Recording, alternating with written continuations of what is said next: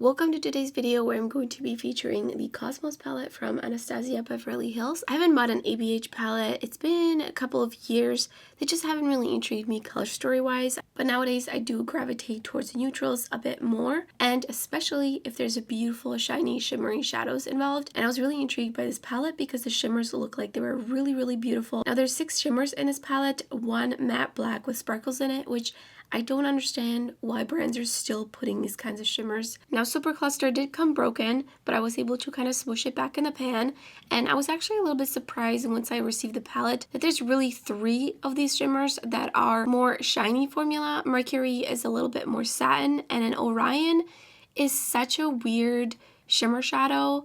It has flecks of gold in it, and the gold just from swatching really doesn't disperse evenly, and it just looks really weird. So I'm going to be creating 2 looks, and I'll give you some of my thoughts at the end of the video, so let's get right into it. So I'm going to be essentially creating this look that they posted when they announced the palette. This look alone had me really intrigued to try the shimmers in this palette, so I'm going to be essentially kind of recreating this and maybe just a little bit smokier. So I'm taking Space Dusk, and that's going to go on the inner third of my crease. This is like the lightest matte shadow, and I've never really had issues with ABH mattes, so I kind of knew that these are probably going to be pretty nice unless they've dramatically changed something over the last couple of years since I tried them. Next I'm taking Eclipse, and I'm going to create an eyeshadow wing using the Refer 03 brush first, and I'm just laying this down close to my lash line.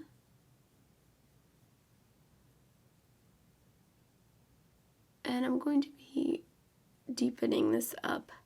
So I'm using the EO5 brush from Game Beauty, and I'm taking this right along my lash line, just a little bit at a time so that I can really control it. And I'm kind of blending it into the brown. And then I'm going to flick this outwards. I'm just going to take a little bit more. Then I'm also going to take it underneath my lower lash line to connect. Next I'm taking my Fear and Pixie Epoxy, and I'm just going to put it on the lid and then tap it out. I'm taking the Refer 26 brush, picking up Super Cluster, and we're going to put it right here. Similarly to the way that they did it on the model. Just going to take it up a little bit higher. And I'm kind of blending it up in here. And then I think for the rest of the lid, I'm going to take... I'm actually curious to see how Orion looks. So I'm just going to take a little bit of Orion. Yeah, it's just the sparkles are like all over the place. It's such a weird shadow. I'm not really sure how I feel about it. It's one of those things that they're probably going to just blend away if I use a brush. Yeah, they just blend away. Here's the first finished look. Onto the second look, I'm taking Comet, and it's going to go right into my crease. This is a really stunning tone. I love this color. I do like that these are predominantly neutral mattes, because this way it just makes this palette so much more versatile, because you can use the shimmers to add that specialness to it without having to worry about, am I pairing the right color to the shimmer? So I do appreciate that, and I definitely feel like that's part of the reason for putting these mattes in here, because you have some cooler tones, warmer tones, neutral tones. You really just have all of that, and then going in a little bit with Comet. And this is blending really nicely. I'm going to take Mars on the outer corner. I have not used this shade yet. Such a beautiful, like, burnt orangey brown. And this one, like, yes, it's darker than Comet, but I don't know, I kind of feel like, do they both need to be in here? And then I'm going to pick up a little bit of Comet and a different, back to the other blending brush I was using for that shade, just to help blend this outer corner out a little bit. And then I'm taking just some setting powder, a clean blending brush, and I'm going over the edges. Next I picked up Galaxy, and I'm just going to pop that right down here along my lash line. And you can see the sparkles have completely blended away. Like, Like there's maybe 3 left. So this is what I mean about these kinds of shades. Like they're just, you have to use them so specifically to try to keep the sparkles that it's like, what's the point? It's just messy. I just see them flying around. And just a little bit. I don't want to take this too much out. I just really want to deepen it up right here. For this look, I'm not going to use any sort of glitter primer or tacky primer. I'm just going to mist my brush with some water once I picked up Supernova. And that's going to go to, oh, that's too much. That is way too much shadow that got picked up. It's kind of interesting because it's a little bit like powdery, but it still has that sheen to it.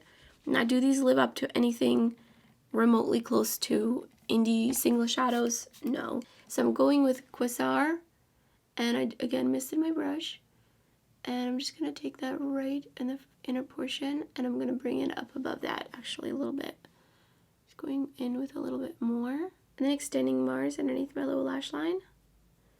Just a little bit. I don't like to bring it too far in, and then Galaxy to just kind of connect just right here, really, really, really close to my lash line. And then back in with Comet. Here's the second finished look. When did ABH palettes become $55? I must have missed something. I just remember when they had the smaller square pans and they were, I think, 42 max, so 55. Obviously, you have larger pans, but as far as I know, that's what they've been pricing all the newer palettes that have this layout. So no issues with the matte shadows. I've always enjoyed their matte shadow formula. It has been one of my favorites ever since my first ever experience with their mattes. I've always really enjoyed them. I feel like they're buildable, but they're also impactful. They layer really easily and they blend out really easily. You could see, I feel like this is a really, really nice, easy blend that I have going on. They've had black matte shadows with sparkles in them in a bunch of their other previous palettes. And I still just do not generally understand why brands do this. Let me know in the comments below if you've ever panned a shadow like this. Do you absolutely love the shadow? Do you have to have it? I just feel like it's kind of useless to have the sparkles that just blend away.